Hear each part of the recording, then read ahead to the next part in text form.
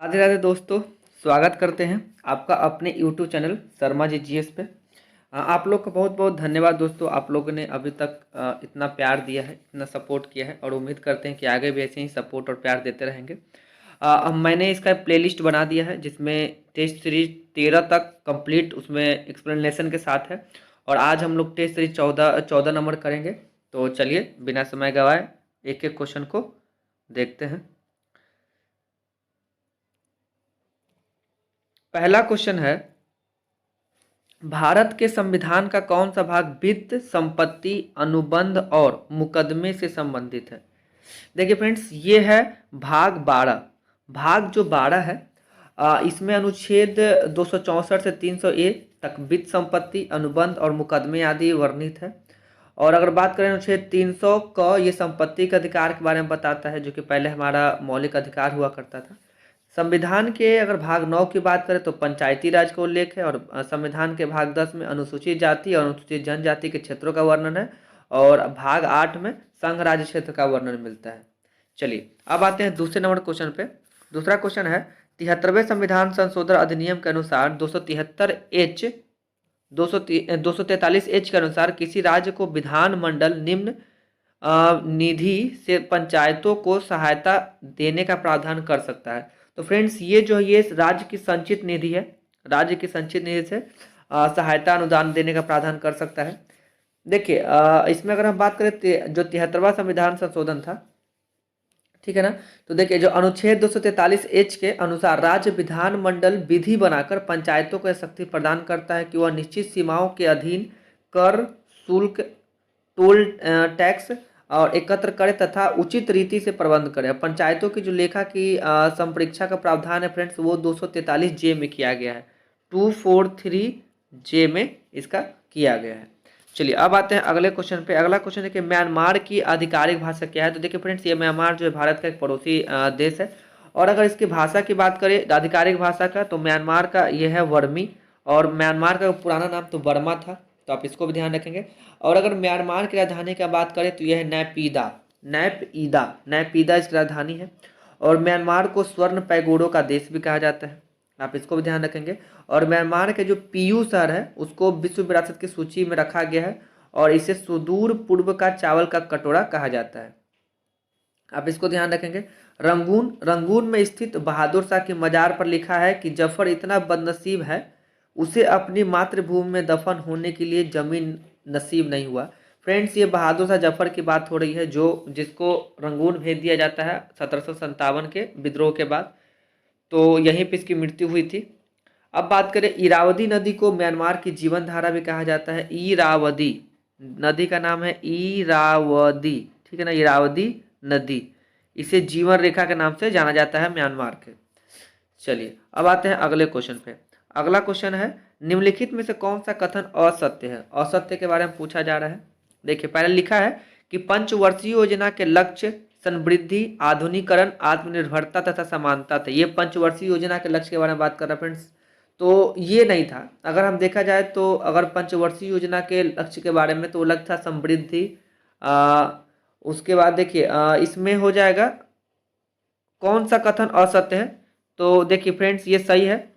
पंचवर्षीय योजना का लक्ष्य समृद्धि, आधुनिकीकरण, आत्मनिर्भरता तथा समानता, तो ये ऑप्शन सही है। अगला है कि सीमित संसाधनों के कारण प्रत्येक योजना में पृथक लक्ष्यों का निर्धारण किया गया, हाँ ये भी सही है। तो इसमें से कथन ना तो एक गलत है ना तो दो गलत है, ऑप्शन डी जो है फ्रेंड्स का करेक्ट आंसर हो जाएगा। चलिए अब आते हैं अगले क्वेश्चन पे। अगला क्वेश्चन, निम्नलिखित में से किस सुल्तान ने सती प्रथा रोकने का प्रयास किया? अगर ये प्रयास किया तो फ्रेंड्स ये किया था मोहम्मद बिन तुगलक ने। तो मोहम्मद बिन तुगलक का शासनकाल कब से कब तक रहा था? 1325 से लेके फ्रेंड्स 1351 तक इसका कार्यकाल रहा था। और अगर बात करें तो तुगलक वंश का जो जो साम्राज्य था काफ़ी फैला हुआ था, पूरे दिल्ली सल्तनत से ज़्यादा फैला हुआ था। देखिए अकबर एवं पुर्तगाली जो गवर्नर था अलबुकर्क ने भी सती प्रथा को रोकने का प्रयास किया। अलाउद्दीन खिलजी ने बाजार नियंत्रण प्रणाली को लागू किया था। फिरोज शाह तुगलक को सल्तनत कालीन अकबर कहा जाता है और इल्तुतमिश ने लाहौर के स्थान पर दिल्ली को सल्तनत की राजधानी बनाया था, जिससे इसको वास्तविक संस्थापक भी कहा जाता है दिल्ली सल्तनत का। और दिल्ली ने एकता प्रणाली भी प्रारंभ की थी और अगर बात करें बलबन का, तो बलबन ने दीवान ए अर्ज यानी कि सैन्य विभाग की स्थापना की थी। दीवान ए अर्ज की स्थापना किसने की थी? तो बलबन ने की थी। आप इसको भी ध्यान रखेंगे। चलिए अब आते हैं अगला क्वेश्चन पे। तुलसीदास ने रामचरितमानस किसके शासनकाल में लिखी है? अगर ये बात करें तो ये लिखा गया था फ्रेंड्स अकबर के काल में, ठीक है ना। जो रामचरितमानस है ये लिखा गया है फ्रेंड्स अकबर के शासनकाल में।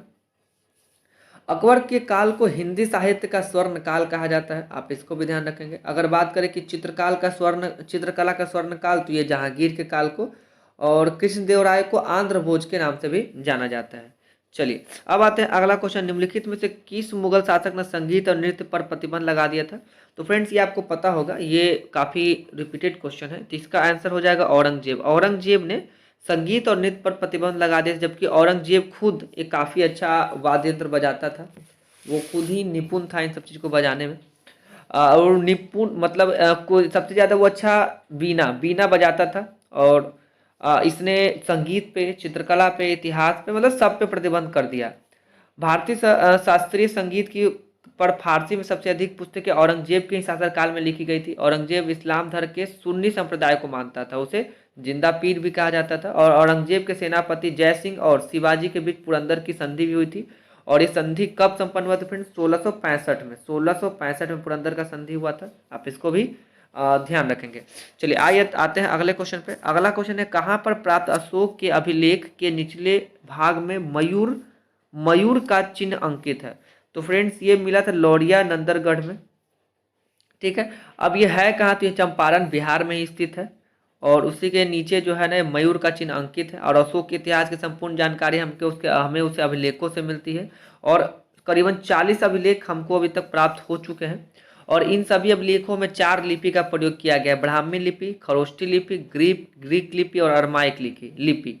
देखिए अशोक के जो अभिलेख हैं वो 3 वर्गों में विभाजित किए गए हैं। एक है शिलालेख, स्तंभ लेख और गुहा लेख। 1837 में जो जेम्स प्रिसेप थे उन्होंने सबसे पहले इस शिलालेखों को पढ़ने में सफलता पाई थी। और अशोक के बृहद शिलालेख का जो कुल संख्या है वो करीबन 14 है। 13 में बृहद शिलालेख और 1 है पृथक बृहद शिलालेख, ठीक है। चलिए अब आते हैं अगले क्वेश्चन पे। अगला क्वेश्चन है, भारत में मुद्रा आपूर्ति की स्थिति के संबंध में क्या कहा जा सकता है? तो फ्रेंड्स जनता के पास मुद्रा बैंकों में जमा से कम। हाँ ये ऑप्शन करेक्ट हो जाएगा फ्रेंड। जनता के पास जो बैंक के पास जो मुद्रा है वो बैंकों में जमा से कम। तो ऑप्शन ए जो है इसका करेक्ट आंसर हो जाएगा। चलिए अब आते हैं अगले क्वेश्चन पे। अगला क्वेश्चन है 10 नंबर क्वेश्चन, देख लीजिए।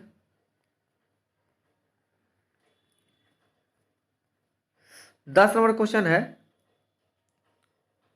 विकास केंद्र उपागम किस योजना के अंतर्गत अपनाया गया था? तो फ्रेंड्स ये अपनाया गया था चतुर्थ पंचवर्षीय योजना के समय। तो ऑप्शन डी जो है ये करेक्ट आंसर हो जाएगा। देखिए चतुर्थ पंचवर्षीय योजना का आरंभ कब होता है? 1969 से लेके 74 तक ये चलता है, 5 सालों का होता है।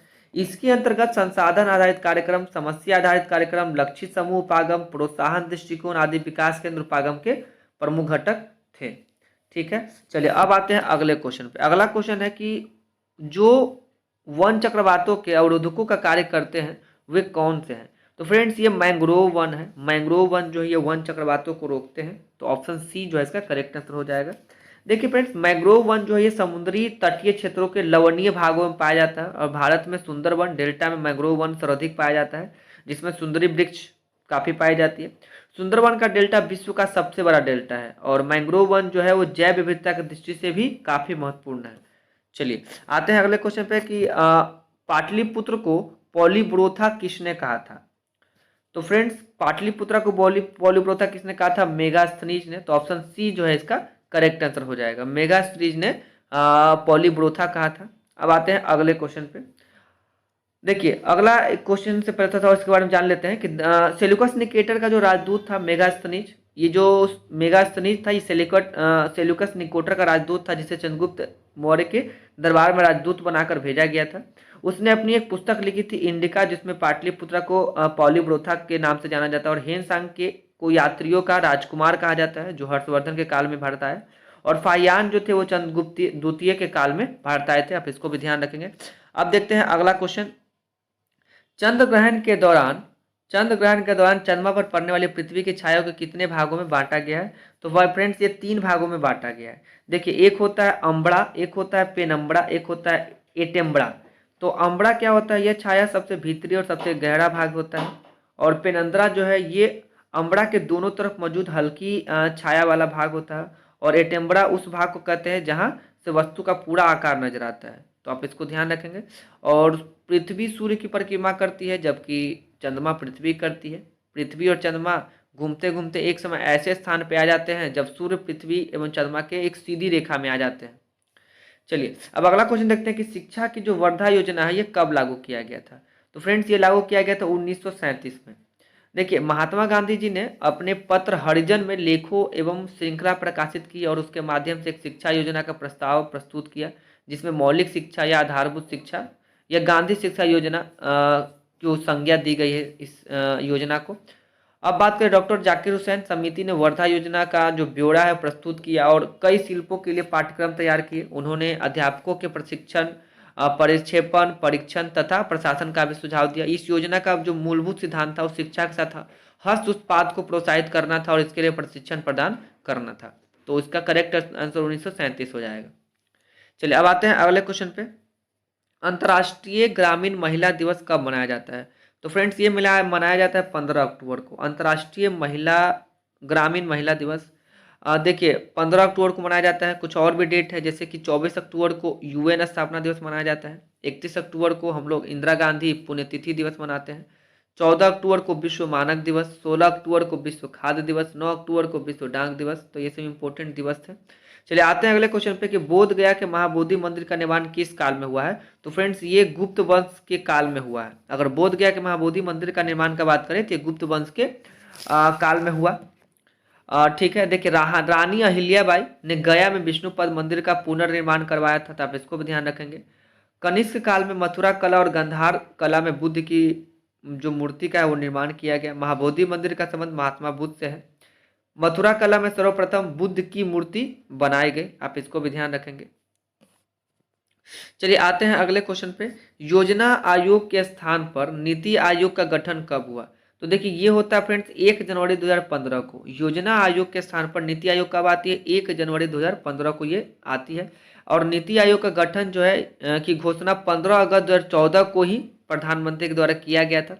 जो नीति आयोग है या योजना आयोग की बात करें, योजना आयोग का गठन 15 मार्च 1950 में किया गया था। और नीति आयोग का अध्यक्ष प्रधानमंत्री होते हैं और इसके उपाध्यक्ष जो होते हैं वो केंद्रीय कैबिनेट मंत्री का उनको दर्जा प्राप्त होता है। नीति आयोग के जो वर्तमान संरचना की बात करें तो अध्यक्ष कौन है?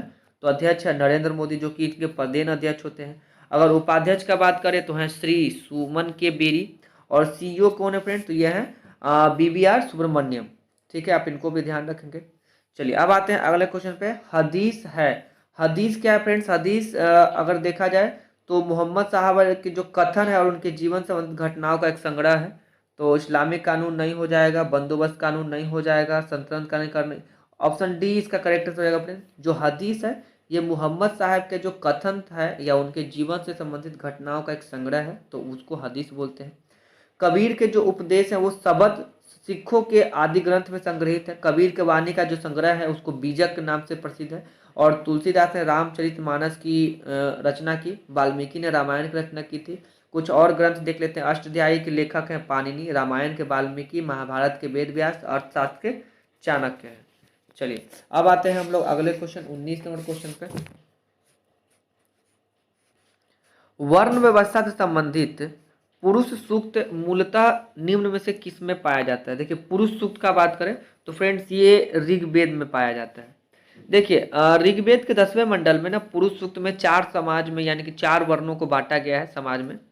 पहले हैं ब्राह्मण, फिर क्षत्रिय, फिर वैश्य और फिर शूद्र। अगर इनकी उत्पत्ति की बात करें तो ब्राह्मण की जो उत्पत्ति है वो मुख से, क्षत्रिय की उत्पत्ति भुजा से, और वैश्य की उत्पत्ति जांघ से, और शूद्र की उत्पत्ति फ्रेंड्स पैरों से, चरणों से। देखिए, अथर्ववेद लौकिक साहित्य है और सामवेद संगीत की पुस्तक है। मनुस्मृति प्रथम विधि की हिंदू पुस्तक है। और ऋग्वैदिक काल की अगर सर्वाधिक महत्वपूर्ण नदी तो सिंधु नदी, जबकि सर्वाधिक पवित्र नदी सरस्वती नदी थी। चलिए, अब आते हैं अगले क्वेश्चन पे। अगला क्वेश्चन है कि बहमनी राज्य की प्रथम राजधानी निम्नलिखित में से कौन थी? तो फ्रेंड्स ये राजधानी थी गुलबर्ग। ठीक है ना, तो ऑप्शन जो बी है ये करेक्ट आंसर हो जाएगा। देखिए, 1347 में अलाउद्दीन हसन बहमन शाह ने 1347 में, ये डेट आप याद रखेंगे, 1347 में अलाउद्दीन हसन बहमन शाह ने बहमनी साम्राज्य की स्थापना की एवं गुलबर्ग को अपनी राजधानी बनाया तथा शिहाबुद्दीन अहमद वन ने बीदर को राजधानी बनाया। इसका प्रतिद्वंदी कौन थे? तो ये हिंदू विजयनगर साम्राज्य थे। बहमनी राज्य का विघटन हो गया जिसके परिणाम स्वरूप गोलकुंडा, बीजापुर, बीदर, बरार और अहमदनगर के राज्यों का उदय होता है। बहमनी राज्य के जो शासक थे वो शिया संप्रदाय के मानने वाले थे। चलिए अब आते हैं अगले क्वेश्चन पे। मेरियाना गर्त निम्नलिखित में से स्थित है। तो फ्रेंड्स मेरियाना गर्त के बारे में पता होगा, ये प्रशांत महासागर की सबसे गहरी गर्त है। खैर प्रशांत महासागर की पूरी दुनिया की सबसे गहरी गर्त है ये मेरियाना गर्त, और ये प्रशांत महासागर में है। देखिए मेरियाना गर्त जो है विश्व का सबसे गहरा गर्त है, और इसकी अगर गहराई की बात करें तो ये 11,022 मीटर है। ठीक है फ्रेंड्स, तो आप इसको याद रखेंगे। अब बात करें प्रशांत महासागर की आकृति कैसी है, तो इसकी आकृति त्रिभुजाकार है। प्रशांत महासागर की आकृति त्रिभुजाकार है। प्रशांत महासागर के दोनों तटों पर वलित पर्वतों की श्रृंखलाएं पाई जाती है।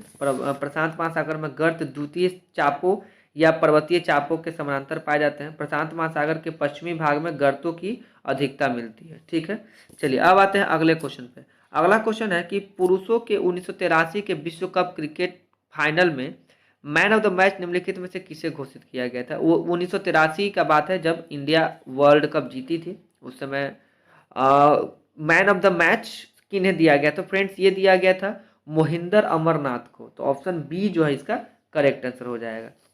ठीक है ना। देखिए 1983 का जो क्रिकेट विश्व कप है ये इंग्लैंड में और वेल्स में आयोजित किया गया था, और 1983 का विश्व कप भारत ने 43 रनों से वेस्टइंडीज को हराकर जीता था। और इस विश्व कप में सर्वाधिक विकेट जो है रोजर बिन्नी 18 विकेट लिया था, और इस विश्व कप सर्वाधिक रन बनाने वाले डेविड गोवर थे। तो आप इनको भी ध्यान रखेंगे, और उसमें कप्तान कपिल देव थे। चलिए अब आते हैं अगले क्वेश्चन में। भारत में प्रथम न्यूक्लियर ऊर्जा स्टेशन की स्थापना कहाँ हुई थी? तो फ्रेंड्स ये हुआ था तारापुर। तो ऑप्शन जो सी है इसका करेक्ट आंसर हो जाएगा। तारापुर कहाँ है फ्रेंड्स? ये महाराष्ट्र में स्थित है।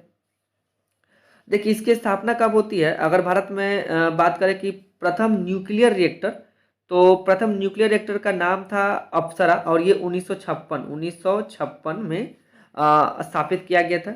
यह अनुसंधान रिएक्टर था, और 1972 में तारापुर में परमाणु ऊर्जा का उत्पादन प्रारंभ होता है। 1972 में 1972 में तारापुर में उत्पादन आरंभ होता है। और कलपक्कम तमिलनाडु में है, और नरोड़ा उत्तर प्रदेश, और कैगा कर्नाटक, काकरापाड़ा गुजरात, तो और भी है ये सब।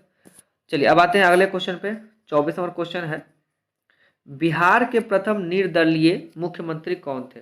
तो देखिए बिहार के जो निर्दलीय मुख्यमंत्री थे फ्रेंड्स ये महामाया प्रसाद सिन्हा थे। तो ऑप्शन ए जो है इसका करेक्ट आंसर हो जाएगा। देखिए महामाया प्रसाद सिन्हा 5 मार्च 1967 से लेकर 28 मार्च 1968 तक मुख्यमंत्री रहे थे। और बिहार के अगर प्रथम मुख्यमंत्री की बात करें तो श्री कृष्ण सिंह थे। और बिहार के प्रथम दलित मुख्यमंत्री की बात करें तो वो भोला पासवान शास्त्री थे।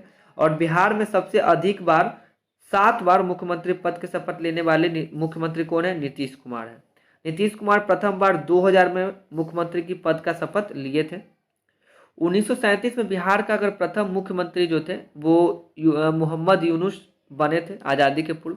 तो ये भी आप ध्यान रखेंगे। तो बिहार के प्रथम निर्दलीय मुख्यमंत्री कौन हो जाएगा फिर? तो महामाया प्रसाद सिन्हा। चलिए अब आते हैं अगले क्वेश्चन पे कि एशियाटिक सोसाइटी ऑफ बंगाल की स्थापना किस वर्ष में की गई थी? तो फ्रेंड्स ये किया गया था 1784 में। जो एशियाटिक सोसाइटी ऑफ बंगाल की स्थापना विलियम जोन्स द्वारा किया गया था। आप इसको भी नाम को भी याद रखेंगे, विलियम जोन्स। William Jones. और ये कब किया जाता है? तो ये किया जाता है फ्रेंड्स 1784 में। देखिए एशियाटिक सोसाइटी ऑफ बंगाल के द्वारा भारतीय साहित्य, दर्शन, इतिहास आदि के महत्वपूर्ण पुस्तकों का अनुवाद, प्रकाशन, शोध के द्वारा उजागर किया गया। और विलियम जोन्स ने सर्वप्रथम बताया कि जो सैंड्रोकोटस या सैंड्रोकोटाप्स नाम यूनानी तथा चंद्रगुप्त मौर्य के ही नाम के बारे में बताया गया है। विलियम जोन्स का कलकत्ता सुप्रीम कोर्ट के संवर्ग थे। और एशियाटिक सोसाइटी ऑफ बंगाल के द्वारा प्रारंभिक समय में भागवत गीता, मनुस्मृति, पंचतंत्र, अभिज्ञानम, शकुंतलम जैसे पुस्तकों का अंग्रेजी में अनुवाद कराया गया था। तो आप इसको भी ध्यान रखेंगे। तो ये डेट याद रखना है आप फ्रेंड्स आपको 1784। अब आते हैं अगले क्वेश्चन पे। अगला क्वेश्चन है कि संविधान के निम्नलिखित में से किस प्रावधान के अंतर्गत भारतीय संसद को नया राज्य बनाने का अधिकार है? तो फ्रेंड्स ये अनुच्छेद 3 जो है इसमें ये नया राज्य बनाने का अधिकार है। अब अनुच्छेद 2 के बारे में देख लेते हैं। अनुच्छेद 2 में भारतीय संसद को ऐसे विधि बनाने का अधिकार है जो संघ में नए राज्यों के प्रवेश, स्थापना या क्षेत्र को शामिल करने के लिए उचित या आवश्यक समझे।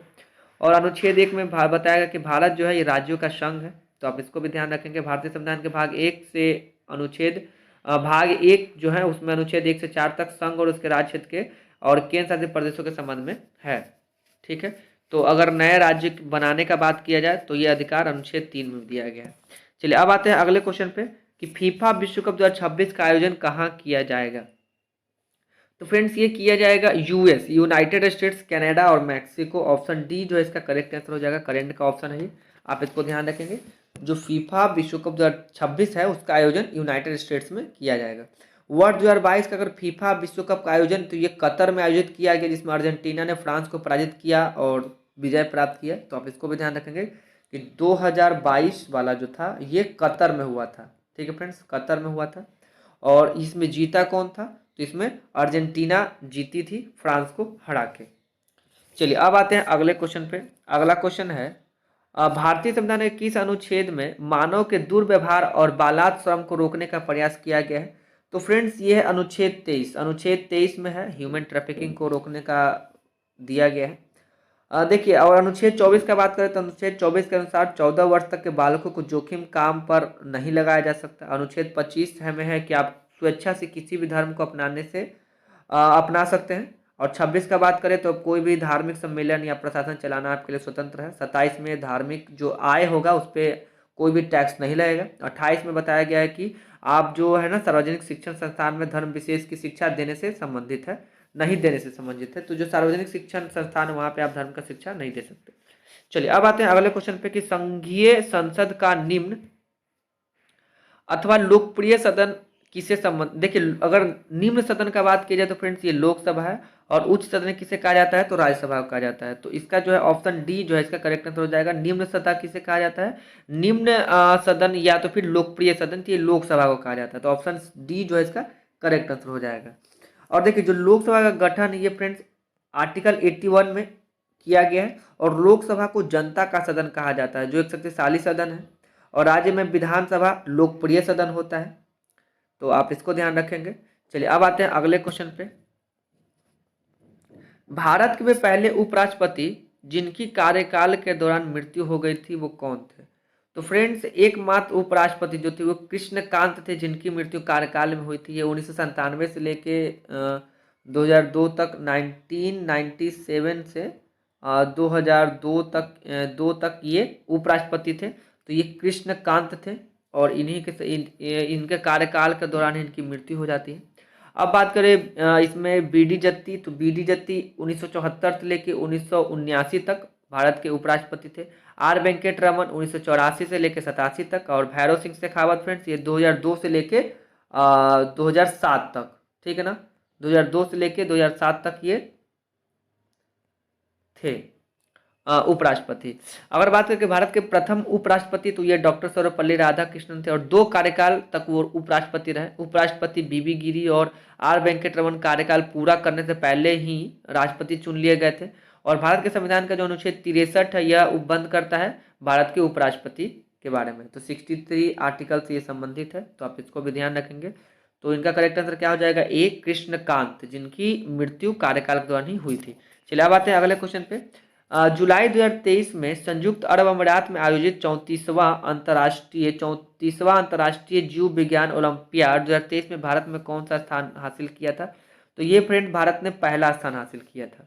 देखिए, इस ओलंपियाड में भारत और सिंगापुर ने पहला स्थान प्राप्त किया। इस दौरान भारत को 4 स्वर्ण पदक मिले थे। और 35वां अंतर्राष्ट्रीय जीव विज्ञान ओलंपियाड 2024 का जो आयोजन है ये कजाकिस्तान में किया जाएगा। जो अगला है ये कजाकिस्तान में किया जाएगा, तो आप इसको भी ध्यान रखेंगे। भारत को और सिंगापुर को संयुक्त प्रथम स्थान प्राप्त हुए थे। चलिए अब आते हैं अगले क्वेश्चन पे कि निम्नलिखित में से कौन पंचायती राज व्यवस्था को संवैधानिक दर्जा प्राप्त करता है? तो फ्रेंड्स ये 11वीं अनुसूची है, जिसमें बताया गया है 73वां जो संविधान संशोधन होता है जिसमें 11वीं अनुसूची को जोड़ा जाता है। और अनुच्छेद 243 से 243(9) तक आधार पर पंचायती राज को संवैधानिक दर्जा दिया गया। 74वां संविधान संशोधन अधिनियम द्वारा संविधान में 12वीं अनुसूची जोड़ी गई, और नगर नगर पालिकाओं से संबंधित है, जो कि इसमें 18 विषय जोड़े गए थे। 11वीं अनुसूची में 29 विषय का समावेश किया गया। अनुच्छेद 40 को गांधीवादी दर्शन के नाम से जाना जाता है और भारत में त्रिस्तरीय पंचायती राज व्यवस्था लागू है। तो फ्रेंड्स ये 11वीं अनुसूची हो जाएगा पंचायती राज को संवैधानिक दर्जा। ठीक है, 73वां संविधान संशोधन, 73वां संविधान संशोधन। चलिए अब आते हैं अगले क्वेश्चन पे। अगला क्वेश्चन कि भारत के आर्थिक नियोजन के क्षेत्र में एक शोषण विहीन समाज की स्थापना के उद्देश्य से किसने सर्वोदय योजना प्रस्तुत की थी? तो फ्रेंड्स ये जो सर्वोदय योजना थी जयप्रकाश नारायण का था।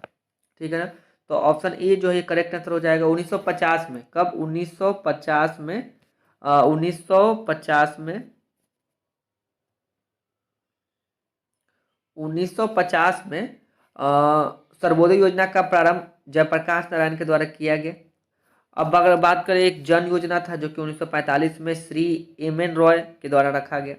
1944 में भारत सरकार ने नियोजन एवं विकास विभाग नामक एक नया विभाग खोला। 1944 में ही श्री मन्ना नारायण ने गांधीवादी योजना बनाई और 1944 में बम्बई के 8 उद्योगपतियों ने बॉम्बे प्लान जो है प्रस्तुत किया था। चलिए अब आते हैं अगले क्वेश्चन पे। अगला क्वेश्चन है कि 21 अप्रैल को कौन सा दिवस मनाया जाता है? तो 21 अप्रैल को फ्रेंड्स हम लोग क्या मनाते हैं? तो 21 अप्रैल को मनाया जाता है सिविल सेवा दिवस। ऑप्शन ए जो है इसका करेक्ट आंसर हो जाएगा। ठीक है, अब देखिए बात करते हैं पंचायती राज दिवस। तो ये पंचायती राज दिवस कब मनाया जाता है? 24 अप्रैल को, 24 अप्रैल को मनाया जाता है। विश्व विरासत दिवस कब मनाया जाता है? तो 18 अप्रैल को मनाया जाता है। और अगर हम बात करें पृथ्वी दिवस तो ये 22 अप्रैल को मनाया जाता है। तो ये सब डेट आप याद रखेंगे। 21 अप्रैल को मनाया जाता है सिविल सेवा दिवस। पंचायत राज दिवस मनाया जाता है 24 अप्रैल को। पृथ्वी दिवस 22 अप्रैल को और 18 अप्रैल को विश्व विरासत दिवस। चलिए अब आते हैं अगले क्वेश्चन पे। पूर्ण स्पर्धा में कीमत का लेन देन आप किसे मानते हैं? तो ये मानते हैं फ्रेंड्स फर्म को। तो ऑप्शन ए जो है इसका करेक्ट आंसर हो जाएगा। देखिए पूर्ण स्पर्धा में फर्म में प्रवेश करना एवं बाहर निकालना दोनों आसान होता है। पूर्ण प्रतियोगिता बाजार के उस रूप का नाम है जिसमें विक्रेताओं की संख्या की कोई सीमा नहीं होती है। कोई भी एक उत्पादक बाजार में वस्तु की कीमत का प्रभाव नहीं डाल सकता। और अर्थशास्त्र में बाजार को मुख्यतः दो रूप में बांटा गया, एक होता है पूर्ण प्रतियोगिता, एक होता है अपूर्ण प्रतियोगिता। चलिए अब आते हैं अगले क्वेश्चन पे। निम्नलिखित में से भूटान की मुद्रा क्या है? तो अगर भूटान की मुद्रा की बात करें फ्रेंड्स तो ये है नगुल ट्रम। ऑप्शन डी जो है इसका करेक्ट आंसर हो जाएगा। और इसकी राजधानी आपको पता ही होगा, कमेंट करके जरूर बताइएगा कि भूटान की राजधानी कहाँ है। अब देखिए नेपाल की राजधानी की बात करें तो काठमांडू है और नेपाल में रुपया ही चलता है। बांग्लादेश की राजधानी ढाका और इसमें टका। और म्यांमार का अभी राजधानी का बात हो चुका था फ्रेंड्स, ये नए पाइतेब है। और अगर इसकी मुद्रा का बात करें तो क्यात है यहाँ पे, तो ये ध्यान रखिएगा। अब आते हैं अगले क्वेश्चन। उस राजा का नाम बताइए जो खिलजी वंश संबंधित नहीं था। देखिए जलालुद्दीन, अलाउद्दीन, मुबारक शाह, मलिक कफूर। तो देखिए ये जो मलिक कफूर है इसको हजार दिनारे के नाम से भी जाना जाता है। ये गुलाम था जो खिलजी वंश के शासक काल में था। और ये अलाउद्दीन है फ्रेंड्स, उसी का ये एक सेनापति के रूप में ये काम किया था और ये एक सफल सेना नायक था जिसे 1000 दिनार में खरीदा था। गुलाम वंश के शासक जो शासन है वो समाप्त होता है फ्रेंड्स 1290 में। और जलालुद्दीन फिरोज खिलजी ने खिलजी वंश की स्थापना की और इसने अपनी राजधानी किलखोड़ी को बनाया। दक्षिण भारत के विजय के लिए अलाउद्दीन ने मलिक कफूर को भेजा और दिल्ली के शासकों में अलाउद्दीन खिलजी के पास सबसे विशाल अस्थायी सेना थी। खिलजी वंश का शासन जो काल है 1290 से लेके 1320 तक का शासन काल है इसका। तो आप इसको भी ध्यान रखेंगे। बाजार नियंत्रण प्रणाली भी अलाउद्दीन खिलजी के द्वारा ही दिया गया था। अब आते हैं 37 नंबर क्वेश्चन।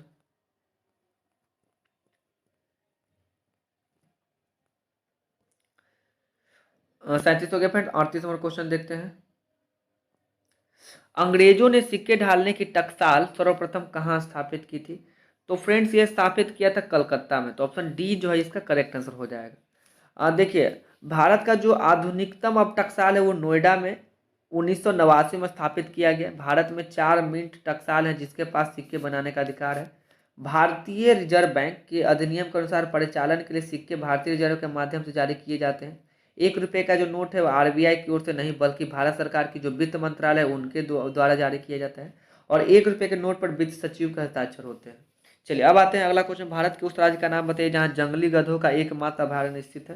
तो ये है फ्रेंड्स गुजरात में। ठीक है ना, तो गुजरात में है एकमात्र जो जंगली गधों का अभयारण्य है जो कच्छ के रण में है। अब अगर बात करें गुजरात में, और आपको गिर राष्ट्रीय उद्यान देखने मिल जाएगा जो कि शेरों के लिए, एशियाटिक लायन के लिए विशेष रूप है। काजीरंगा राष्ट्रीय उद्यान आपको असम में देखने को मिलेगा, एक सींग वाला गेंडा के लिए प्रसिद्ध है। वाल्मीकि टाइगर रिजर्व बिहार के पश्चिमी चंपारण जिले में आपको मिलेगा। अगर बात करें कैलाश सांखला को, तो कैलाश सांखला के नाम बारे में आप याद रखिए, इनको टाइगर मैन ऑफ इंडिया के नाम से जाना जाता है, कैलाश सांखला। चलिए अब आते हैं अगले क्वेश्चन पे। अगला 40 नंबर क्वेश्चन है कि राष्ट्रमंडल खेल 2022 पदक तालिका में भारत कुल कितने पदक के साथ चौथा स्थान प्राप्त किया। तो फ्रेंड्स, ये भारत ने टोटल कुल 61 पदक प्राप्त किए थे, ठीक है ना। राष्ट्रमंडल खेल 2022 में भारत 61 पदक प्राप्त करके चौथा स्थान हाथ पर रहा।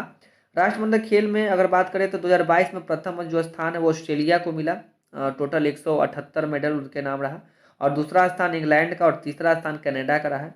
भारत राष्ट्रमंडल खेल जो 2022 में कुल 61 पड़े, जिसमें 22 स्वर्ण, आप याद रखेंगे 22 गोल्ड, ठीक है, 16 सिल्वर और 23 जो है ये ब्रॉन्ज, तो 22 16 23 का रेशियो था। इतने मेडल प्राप्त करने के बाद ये चौथे नंबर पर आते हैं। भारतीय महिला क्रिकेट टीम ने राष्ट्रमंडल खेल में ऑस्ट्रेलिया से हारने के बाद रजत पदक जीतने में सफलता रही। राष्ट्रमंडल जो खेल है 2022 का शुभंकर अगर बात करें तो वो पेरी ए बुल था, और पहला राष्ट्रमंडल खेल जो 1930 में हैमिल्टन कनाडा में आयोजित किया गया था। तो भारत को इस बार टोटल कितने पदक मिलते हैं, 61 पदक, और ये 4th नंबर पर रहता है। अगर 61 में बात करें तो 22 गोल्ड। चलिए अब आते हैं अगले क्वेश्चन पे। अगला क्वेश्चन है कि अरावली पर्वत श्रृंखला निम्नलिखित में से किस राज्य में अवस्थित नहीं है। तो देखिए, ये आपको पंजाब में देखने को नहीं मिलेगी, तो ऑप्शन ए जो है इसका करेक्ट आंसर हो जाएगा, गुजरात, राजस्थान, हरियाणा। देखिए, अरावली पर्वत जो है ये पंजाब राज्य में नहीं है। यह प्राचीनतम मोरदार अवशिष्ट पर्वत का उदाहरण है जो राजस्थान को बांगर को केंद्रीय उच्च भूमि से अलग करने वाली संरचना है। इसकी उत्पत्ति जो है वो प्री कैब्रियन काल में हुई थी। अरावली की अनुमानित आयु जो है 570 मिलियन वर्ष मानी जाती है, और लूनी नदी इस पर्वत से निकलने वाली राजस्थान मैदान की सर्वाधिक महत्वपूर्ण नदी है। अरावली से निकलने वाली सुकरी और जवाई नदियां लूनी नदी की महत्वपूर्ण सहायक नदियां हैं, और अरावली पर्वत जो है उसका एक सर्वोच्च शिखर जो है वो है गुरु शिखर, जिसकी जो ऊंचाई है 1722 मीटर के आसपास है फ्रेंड। 1722 मीटर इसकी हाइट है गुरु शिखर की, जो आबू पहाड़ी पर स्थित है। तो आप इसको ध्यान रखेंगे। चलिए अब बात करते हैं, अगला क्वेश्चन है अरावली पर्वत श्रृंखला निम्नलिखित में से किस राज्य में अवस्थित नहीं है। तो ये तो देख लिए पंजाब। अब देखते हैं अगले क्वेश्चन को। लोक लेखा समिति अपनी वार्षिक रिपोर्ट किसे पेश करती है। तो फ्रेंड्स, ये पेश करती है लोकसभा अध्यक्ष को। जो लेखा समिति है वो अपनी वार्षिक रिपोर्ट लोकसभा के अध्यक्ष को सौंपती है। देखिए, लेखा समिति में लोकसभा से 15 और राज्यसभा से 7 सदस्य होते हैं। लोकसभा से 15 सदस्य और राज्यसभा से 7 सदस्य इसमें शामिल होते हैं। लोक लेखा समिति को प्राक्कलन समिति की जुड़वा बहन के नाम से भी जाना जाता है। लोक लेखा समिति के जो अध्यक्ष होता है का मनोनयन लोकसभा अध्यक्ष के द्वारा ही होता है। तो आप इसको भी ध्यान रखेंगे, 15 लोकसभा से और 7 राज्यसभा से होते हैं, ठीक है। चलिए, इनको अपना रिपोर्ट किसे सौंपना पड़ता है, तो लोकसभा के अध्यक्ष को। तो ऑप्शन बी जो है इसका करेक्ट आंसर हो जाएगा। अगला क्वेश्चन है कि किस भारतीय राज्य में ईसाई जनसंख्या का प्रतिशत उच्चतम है। ईसाई से ज्यादा आपको कहाँ देखने को मिलेंगे फ्रेंड्स, ये है मिजोरम। जो मिजोरम राज्य है यहाँ पे ईसाई की संख्या काफ़ी ज़्यादा है। चलिए अब बात करते हैं अगला क्वेश्चन पे। अगला क्वेश्चन है हमारे पास कि भारत के संविधान का निम्नलिखित में से कौन सा अनुच्छेद पाकिस्तान के कुछ प्रवासियों की नागरिकता के अधिकारों से संबंधित है। तो फ्रेंड देखिए, अगर इसका बात करें तो ये अनुच्छेद 7 हो जाएगा, ठीक है। भारत के जो संविधान है इसमें जो अनुच्छेद 7 है उसमें पाकिस्तान के कुछ प्रवासियों की नागरिकता के अधिकारों का संरक्षण करती है। देखिए, भारत के जो संविधान का जो अनुच्छेद 7 ये भाग 2 में आता है, और भाग 2 5 से लेके 11 तक, भाग 2 है फ्रेंड 5 से लेके 11 तक नागरिकता के जो संबंधित प्रावधान को उल्लेख करती है। भारत में एकल नागरिकता का प्रावधान किया गया है। अनुच्छेद 4 में पहली और चौथी अनुसूची के संशोधन तथा अनुपूरक, अनुशांसिक और परिणामिक विषय को बंद करने के लिए अनुच्छेद 2 तथा 3 के अंतर्गत बनाए गए विधियां शामिल है। अनुच्छेद 5 में संविधान के प्रारंभ पर नागरिकता का वर्णन किया गया है। अनुच्छेद 6 में पाकिस्तान से भारत को प्रव्रजन करने वाले कुछ व्यक्तियों को नागरिकता के अधिकार का वर्णन किया गया है। तो आप इसको भी ध्यान रखेंगे। चलिए अब आते हैं अगला क्वेश्चन। किस नागरिक सम्मान की आकृति पीपल के पत्ते के समान होती है। तो फ्रेंड्स, ये है भारत रत्न की। जो भारत रत्न की आकृति है ये पीपल के पत्ते के समान होती है। तो देखिए भारत रत्न की शुरुआत कब किया जाता है, तो 1954 में। आप इसको डेट याद रखेंगे, काफ़ी इंपॉर्टेंट ये डेट है। 1954 में इसका शुभारंभ किया जाता है, ठीक है ना, जिसे जनता पार्टी जो है वो 1978 में बंद कर देती है, ठीक है। लेकिन क्या होता है कि 1980 में कांग्रेस सरकार ने इसे फिर से शुरू कर दिया, तो 1980 में ये फिर स्टार्ट हो जाता है, तो आप इसको ध्यान रखेंगे।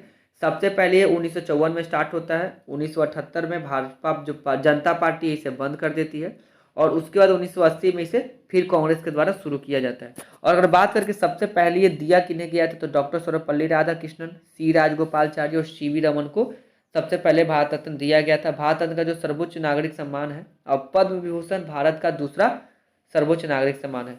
देखिए पद्म विभूषण, पद्म भूषण और पद्मश्री, आप इसको भी ध्यान रखेंगे। चलिए अब आते हैं अगले क्वेश्चन पे।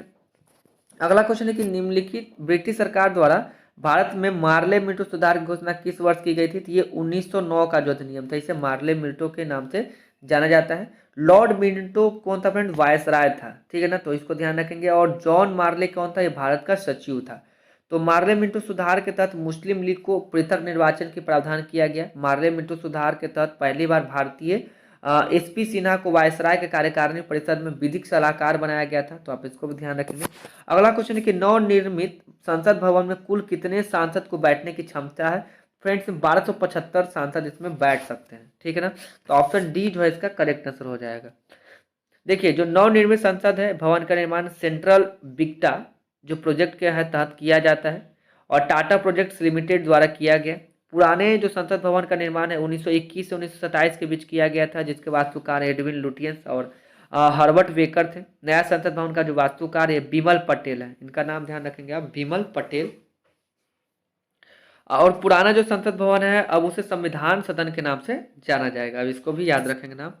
चलिए अब आते हैं अगले क्वेश्चन पे। हाल ही में भारतीय भूवैज्ञानिक सर्वेक्षण जीएसआई ने किस राज्य के समुद्री क्षेत्र से एकत्र किए गए तलछट के नमूनों में दुर्लभ धातु वैनेडियम की खोज की है, तो फ्रेंड्स इसका करेक्ट आंसर हो जाएगा गुजरात, ठीक है ना, तो ऑप्शन सी इसका करेक्ट आंसर हो जाएगा।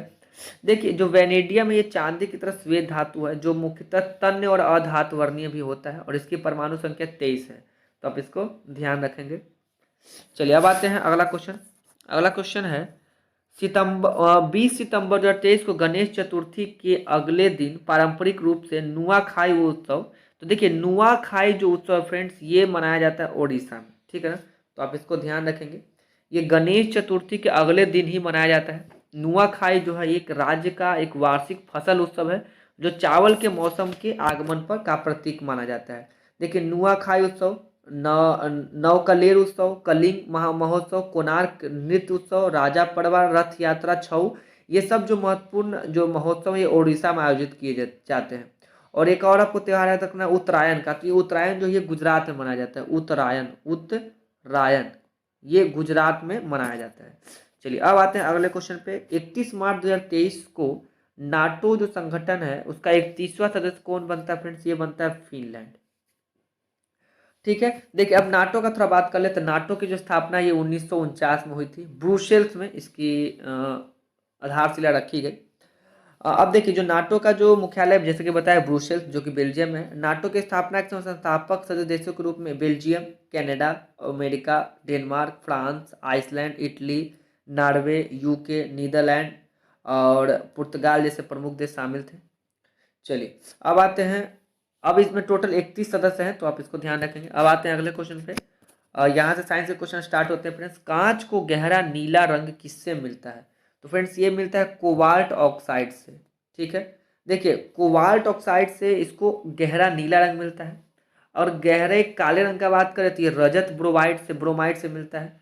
और देखिए फेरस सल्फेट है ना, इसका प्रयोग स्याही बनाने, मोहर बनाने और रंग का उद्योग में किया जाता है, फेरस सल्फेट का, तो आप इसको ध्यान रखेंगे। आयरन सल्फाइड, इसे झूठा सोना या बेवकूफ़ों का सोना भी कहा जाता है, आयरन सल्फाइड को। चलिए अब आते हैं 52 नंबर क्वेश्चन पे। दूध को कुछ देर खुले में रखे जाने पर उसका स्वाद खट्टा हो जाता है, यह किसके कारण बनता है, तो फ्रेंड्स ये लैक्टिक एसिड के कारण होता है, लैक्टिक अम्ल। देखिए दूध को जब हम खुले में छोड़ते हैं, यानी तो दूध दही में जब प्रक्रिया में जब बदलती है, तो लैक्टोबैसिलस नामक जो जीवाणु है उसका योगदान होता है, और दूध में लैक्टिक अम्ल पाया जाता है। और अगर बात करें कि नींबू में, तो नींबू में आपको सिट्रिक अम्ल मिलेगा, अचार और सिरका में एसिटिक अम्ल मिलेगा, सोडा वाटर और अन्य पेय में आपको कार्बोनिक अम्ल, टमाटर में ऑक्जेलिक और इमली में टार्टरिक एसिड आपको मिलेगा। चलिए अब आते हैं अगले क्वेश्चन पे। अगला क्वेश्चन है कि वायुमंडल में ओजोन परत के ह्रास के लिए निम्नलिखित में से कौन सा रासायनिक द्रव्य उत्तरदायी है? तो फ्रेंड्स ये क्लोरोफ्लोरोकार्बन है, सी एफ सी, यानी कि ऑप्शन सी जो है इसका करेक्ट आंसर हो जाएगा। देखिए ये जो क्लोरोफ्लोरोकार्बन है, ये गैस को फ्रियोन गैस भी कहते हैं, फ्रियोन। और फ्रियोन गैस ये गैस फ्रिज या कूलर आदि से निकलने वाला गैस है। नाइट्रस ऑक्साइड जो है N2O को हंसाने वाला गैस भी कहा जाता है, और इसकी खोज प्रिस्टले ने की थी। CO2 गैस है, ये ग्लोबल वार्मिंग के लिए सबसे अधिक जिम्मेदार गैस है। SO2 जो है ये सल्फर डाइऑक्साइड जो अम्लीय वर्षा के लिए जिम्मेदार है। NO2 भी, ये जल में मिल जाने पर अम्ल का निर्माण करती है। ताजमहल की क्षति का कारण तो फ्रेंड्स ये अम्लीय वर्षा, एसिडिक रेन ही है, तो ये भी आप ध्यान रखेंगे। तो इसका करेक्ट आंसर हो जाएगा क्लोरोफ्लोरोकार्बन। चलिए अब आते हैं अगले क्वेश्चन पे। पुस्तक जादूनामा जावेद अख्तर एक सफर के लेखक कौन है? तो फ्रेंड्स इसके लेखक हैं अरविंद मंडलोई। तो ऑप्शन डी जो है इसका करेक्ट आंसर हो जाएगा।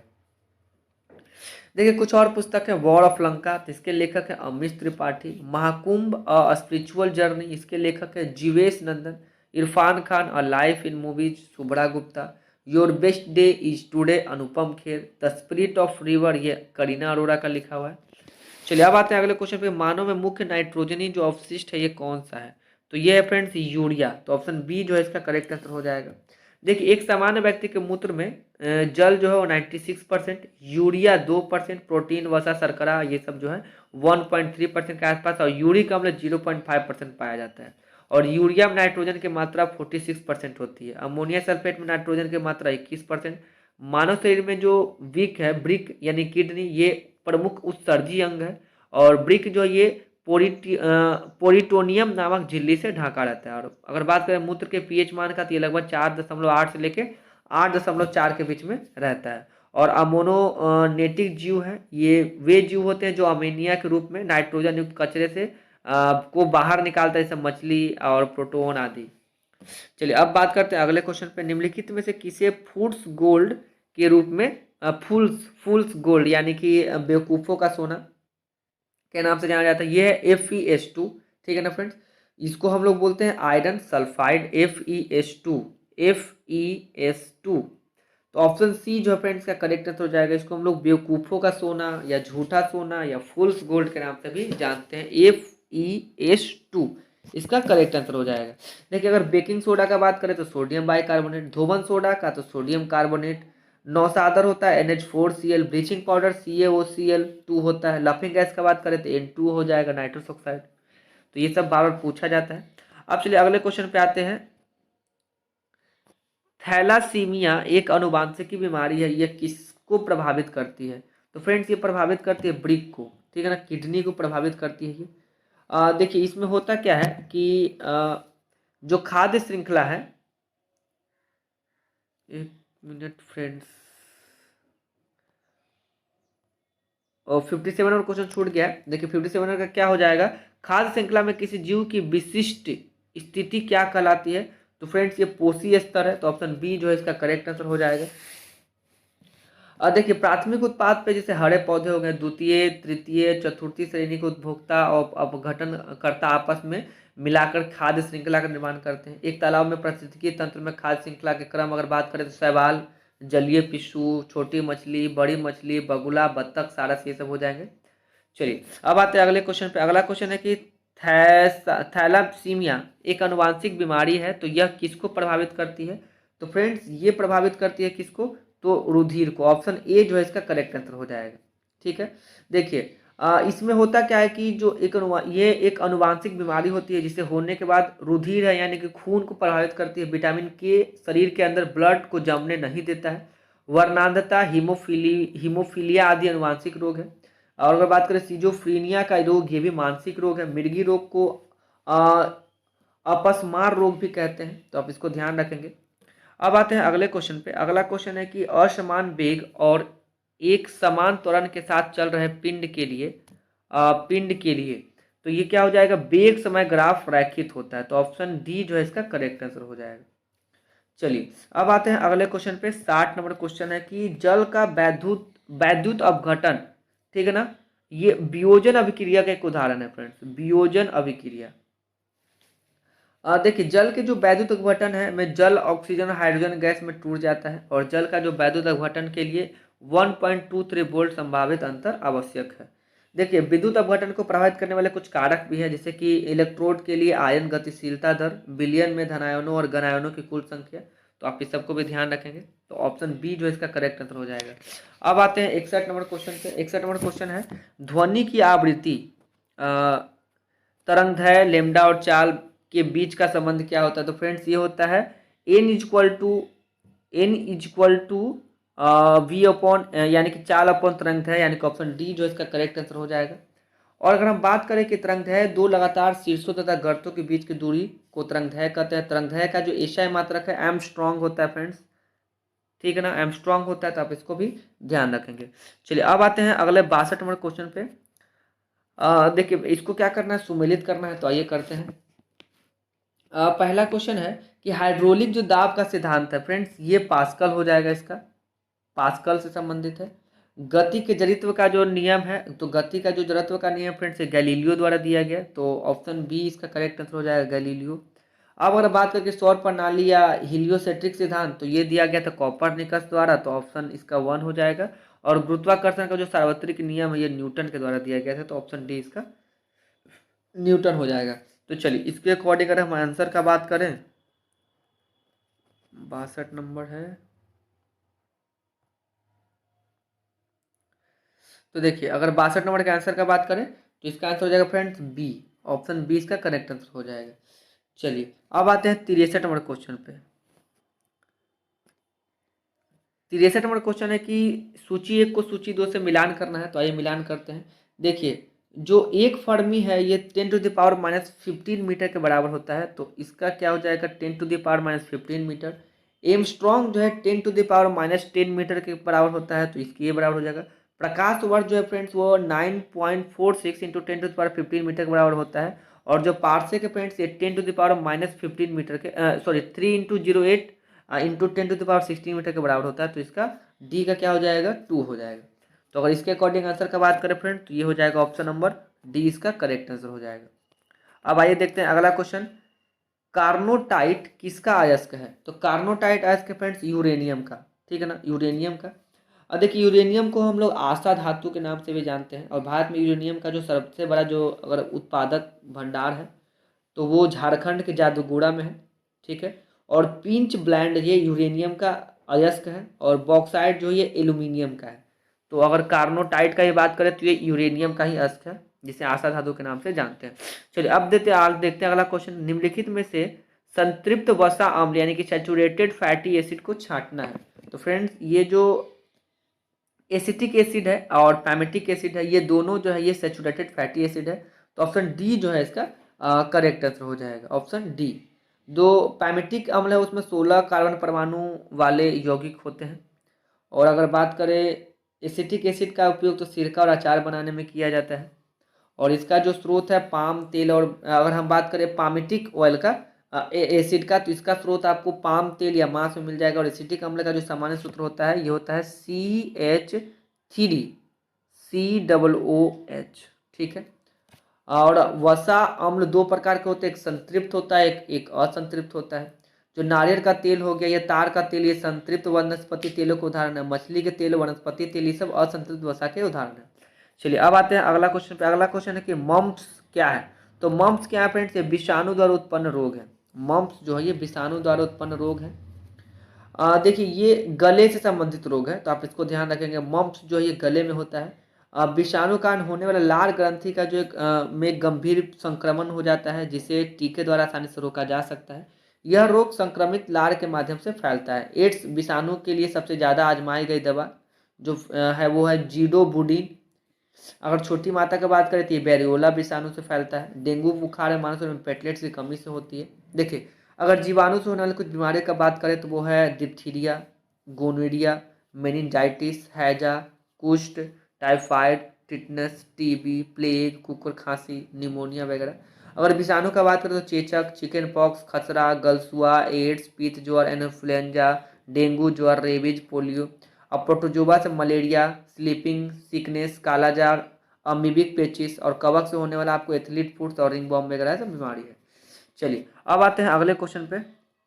अगला क्वेश्चन है कि सूची 1 को सूची 2 से मिलान कीजिए। देखिए अगर बात करें सर्दी, तो सर्दी जो है ये विषाणु से होता है। तो सर्दी का क्या हो जाएगा फ्रेंड्स, वायरस, ऑप्शन ए इसका करेक्ट आंसर हो जाएगा। फाइलेरिया होता है फ्रेंड्स परजीवी कृमि से, ठीक है ना, तो ये हो जाएगा 3 में।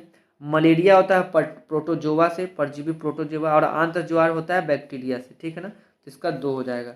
तो अगर इसके अकॉर्डिंग अगर आंसर का बात करें फ्रेंड्स, तो ऑप्शन जो है ये बी इसका करेक्ट आंसर हो जाएगा। चलिए अब आते हैं अगला क्वेश्चन पे। अंतरिक्ष यान में ऑक्सीजन की आपूर्ति के लिए प्रयुक्त किए जाने वाले एक कोशिकीय शैवाल का नाम क्या है? तो फ्रेंड्स ये है क्लोरेला। इसके बारे में आप नाम सुने होंगे, ये काफ़ी रिपीटेड क्वेश्चन है। देखिए क्लोरेला एक शैवाल होता है लाल रंग का, जो लाल सागर का लाल रंग है फ्रेंड्स, ये ट्राइकोडिसियम इरिथ्रियम नामक नीलहरित शैवाल कारण ही होता है, और नीलहरित शैवाल को साइनोबैक्टीरिया भी कहा जाता है।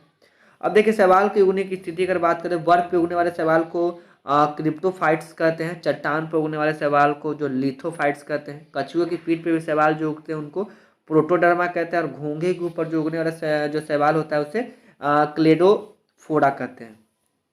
और शैवाल के अध्ययन को फाइकोलॉजी कहा जाता है, फाइकोलॉजी, ठीक है, तो आप इसको भी ध्यान रखेंगे। और लेमिनेरिया नामक समुद्री शैवाल से आयोडीन प्राप्त किया जाता है, लेमिनेरिया। चलिए अब आते हैं अगले क्वेश्चन पे। 69वां क्वेश्चन देखते हैं। 69वां क्वेश्चन है कि कैल्शियम कार्बाइड पर पानी गिराने से उत्पन्न गैस होती है। फ्रेंड्स इससे जो उत्पन्न गैस है वो हो जाएगा एसिटिलीन, ठीक है ना, तो ऑप्शन डी जो है इसका करेक्ट आंसर हो जाएगा। देखिए जो कैल्शियम कार्बाइड है यानी कि CaC2 प्लस H2O, ठीक है ना फ्रेंड्स, तो इसको रिएक्ट करते हैं तो ये C2H2 और प्लस CaO बनती है, ठीक है ना, तो इसका करेक्ट आंसर क्या हो जाएगा, एसिटिलीन हो जाएगा, ठीक है। देखिए फलों को कृत्रिम रूप से पकाने के लिए हम लोग एसिटिलीन गैस का यूज करते हैं। एसिटिलीन जो गैस ये एल्काइन श्रेणी का प्रथम सदस्य है, और इसे प्रयोगशाला में कैल्शियम कार्बाइड पर जल की प्रतिक्रिया द्वारा बनाया जाता है। एल्युमिनियम कार्बाइड पर अगर जल की प्रतिक्रिया कराते हैं तो आपको मेथेन प्राप्त होगा। आपको कुछ इसमें इंपॉर्टेंट सूत्र जैसे एल्केन, एल्कीन, एल्काइंस ये सब याद रखना पड़ेगा। एल्केन का जो सूत्र होता है CnH2n+2, एल्कीन का हो जाएगा CnH2n, और एल्काइंस का बात करें तो CnH2n-2 हो जाएगा। चलिए अब आते हैं अगले क्वेश्चन पे। 70 नंबर क्वेश्चन है, कुछ ऑटोमोबाइल्स में पीले रंग के अतिरिक्त हेडलाइट्स क्यों लगे होते हैं? फ्रेंड्स देखिए इसका काम क्या होता है, जो पीला प्रकाश होता है कूड़े को बेच देता है, और कूड़े भरी रात में भी मार्ग को प्रकाशित रखता है, तो ऑप्शन सी जो है इसका करेक्ट आंसर हो जाएगा, ठीक है। देखिए खास अगर बात करें जाड़े के मौसम में, तो कूड़े के साथ चलने में पीला प्रकाश का योगदान होता है, और हमें मार्ग को स्पष्ट या धुंधला दिखाई जो देती है। ऑटोमोबाइल्स में पीले रंग के हेडलाइट्स लगे होते हैं। पीले रंग का जो प्रकाश होता है वो मोनोक्रोमैटिक होता है। चलिए अब आते हैं अगले क्वेश्चन पे। अगला क्वेश्चन है कि पोर्टलैंड सीमेंट के प्रमुख संगठनों में शामिल है। देखिए तो इसमें क्या हो जाएगा, लाइम, सिलिका और एल्यूमिना, तो ऑप्शन डी जो है इसका करेक्ट आंसर हो जाएगा, ठीक है। चलिए अगर अब जिप्सम का बात करें तो CaSO4 2H2O होता है, और शक्कर सीमेंट के जमने के समय को बढ़ाता है, तो इसको भी ध्यान रखेंगे। और कैल्शियम जो क्लोराइड का उपयोग जमने के समय को कम करने के लिए किया जाता है। चलिए अब आते हैं अगले क्वेश्चन पे। इंसुलिन स्रावित होती है, तो फ्रेंड्स ये कहाँ से, पैनक्रियाज यानी कि अग्नाशय से। इंसुलिन की कमी से आपको मधुमेह रोग या डायबिटीज रोग हो सकता है, जो रुधिर में ग्लूकोज की मात्रा को बढ़ने से होता है। इंसुलिन का खोज कौन किया था फ्रेंड्स, बैंटिक और बेस्ट 1921 में इसकी खोज की गई थी, ठीक है। और अग्नाशय या अंतरस्रावी जो या बाह्यस्रावी दोनों प्रकार की ग्रंथि है, और इसको बाह्यस्रावी के भाग से एंजाइम निकलते हैं जो पाचन क्रिया में भूमिका निभाते हैं। और इसका जो अंतरस्रावी भाग है लैंगरहैंस की द्वीपिका होता है, तो आप इसको भी ध्यान रखेंगे। चलिए अगला क्वेश्चन देखते हैं कि अवतल लेंस के मुख्य फोकस पर मिलती हुई प्रतीत होने वाली प्रकाश किरण अपवर्तन के बाद मुख्य अक्ष के समानांतर, ठीक है ना फ्रेंड, तो ऑप्शन सी जो है इसका करेक्ट आंसर हो जाएगा। चलिए आते हैं अगले क्वेश्चन पे कि मेंडलीव के आवर्त सारणी में निम्नलिखित समूहों में से किस समूह को बाद के तालिका में जगह मिली है? तो फ्रेंड्स ये हो जाएगा SC, GA और GE, ठीक है, तो इसको याद रखेंगे। देखिए पहला है स्कैंडियम, फिर है गैलियम और फिर है जर्मेनियम, ठीक है, तो SC हो जाएगा स्कैंडियम, GA हो जाएगा गैलियम और G हो जाएगा जर्मेनियम, ठीक है। आप इसको ध्यान रखेंगे। चलिए अगला क्वेश्चन है कि निम्नलिखित में से किस धातु का सर्वाधिक सर्वाधिक विद्युत संवाहकता होती है। तो फ्रेंड्स ये होती है चांदी में, ठीक है ना। तो ऑप्शन बी जो है इसका करेक्ट आंसर हो जाएगा। देखिए चांदी जो है ये पंचम आवर्त और उपवर्ग षष्ठ का तत्व है, जिसका परमाणु क्रमांक 47 है, 47 होता है इसका परमाणु क्रमांक। और अगर बात करें तो ये अत्यधिक लचीला अधातुवर्गीय तन्य धातु है तथा ऊष्मा और विद्युत का सर्वोत्तम चालक है। और अगर बात करें हम लोग प्लेटिनम को, तो प्लेटिनम को सफेद सोना के नाम से जाना जाता है। और सोना का जो निष्कर्षण है मुख्यतः के केवलाराइट और सिल्वेनाइट अयस्क से किया जाता है। और लिथियम का जो खोज 1817 में जोहान ऑगस्ट और वेसन द्वारा किया गया था, तब इसको भी ध्यान रखेंगे। चलिए आते हैं अगले क्वेश्चन पे। अगला क्वेश्चन है कि दो संख्याओं का योग तथा गुणनफल 11 तथा 18 है, तो उनके व्युत्क्रमों का योग कितना होगा। फ्रेंड्स यहाँ से मैथ्स के क्वेश्चन शुरू होते हैं, तो एक एक करके हम इसका आंसर आपको बता देते हैं। इसका डिटेल सॉल्यूशन भी आ रहा है और बहुत जल्दी आ जाएगा। फ्रेंड्स माफ़ी चाहेंगे, थोड़ा सा समय लग रहा है, तो उसके लिए बिल्कुल माफ़ी चाहेंगे आपसे, आप लोग सपोर्ट करें। बहुत जल्द ही हम इसका जो डिटेल वीडियो है लगभग बन चुका है और हम लोग बस जल्द से अपलोड करेंगे इसको। तो चलिए इसका अगर 76 का बात करें तो ऑप्शन बी जो इसका करेक्ट आंसर हो जाएगा। 77 का फ्रेंड्स ऑप्शन डी जो है करेक्ट आंसर हो जाएगा। 78 का हो जाएगा फ्रेंड्स ऑप्शन नंबर बी 2000। 79 देखते हैं, 79 का हो जाएगा 79 का ऑप्शन नंबर डी 2500। और 80 का हो जाएगा फ्रेंड्स ऑप्शन नंबर डी 16 पाई। चलिए आगे देखते हैं 81 नंबर क्वेश्चन।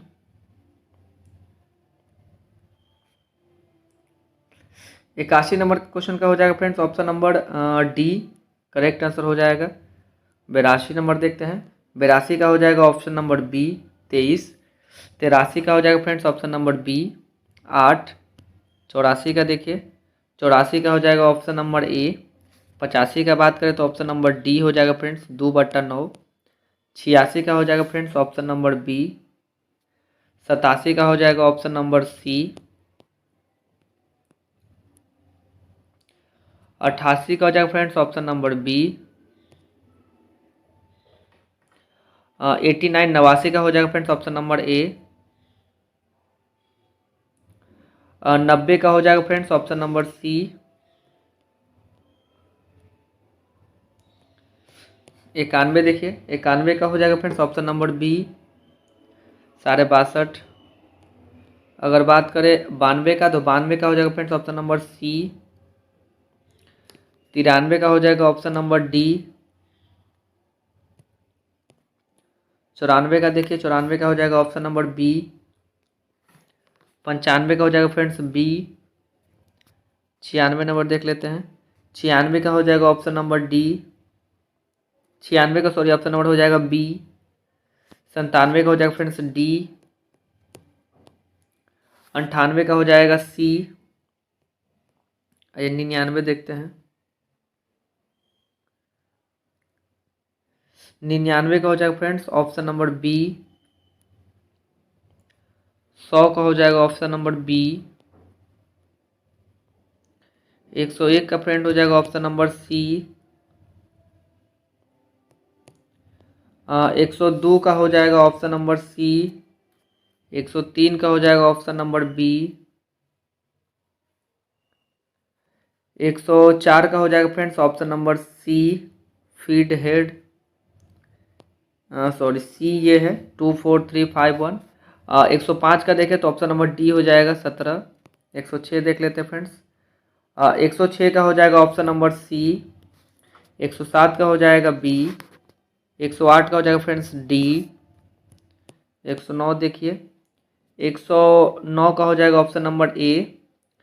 110 का हो जाएगा फ्रेंड्स ऑप्शन नंबर डी।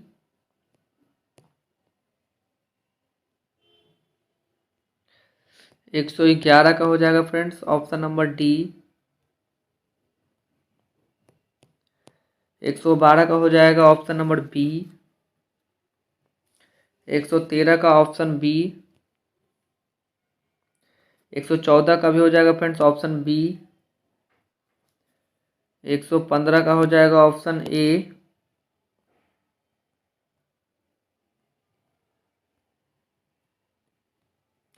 116 का हो जाएगा फ्रेंड्स ऑप्शन नंबर डी। 117 का बी। 118 का बात करें तो ऑप्शन नंबर सी हो जाएगा। 119 का ऑप्शन नंबर बी। 120 का देख लीजिए फ्रेंड्स, 120 का हो जाएगा ऑप्शन नंबर बी। आइए 121 नंबर देखते हैं। 121 का हो जाएगा ऑप्शन नंबर सी। 122 का डी। 123 का हो जाएगा फ्रेंड्स ऑप्शन नंबर सी। 124 का ऑप्शन नंबर ए। 125 का ऑप्शन नंबर डी। 126 का ऑप्शन नंबर सी। 127 का ऑप्शन नंबर डी। 128 देख लेते हैं फ्रेंड्स। 128 का हो जाएगा ऑप्शन नंबर ए। 129 का ए। 130 का हो जाएगा फ्रेंड्स डी।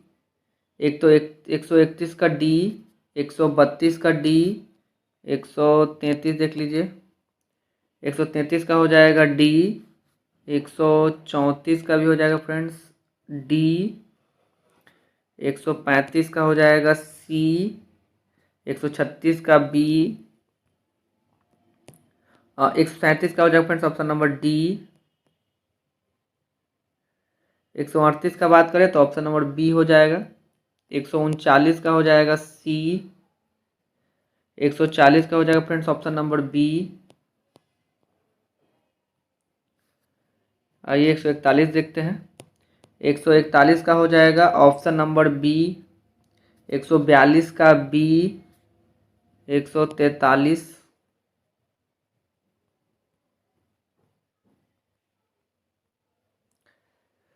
143 का हो जाएगा फ्रेंड्स ऑप्शन नंबर बी। 144 का हो जाएगा ऑप्शन नंबर सी। 145 देखते हैं। 145 का हो जाएगा ऑप्शन नंबर बी। 146 का हो जाएगा फ्रेंड्स ऑप्शन नंबर ए।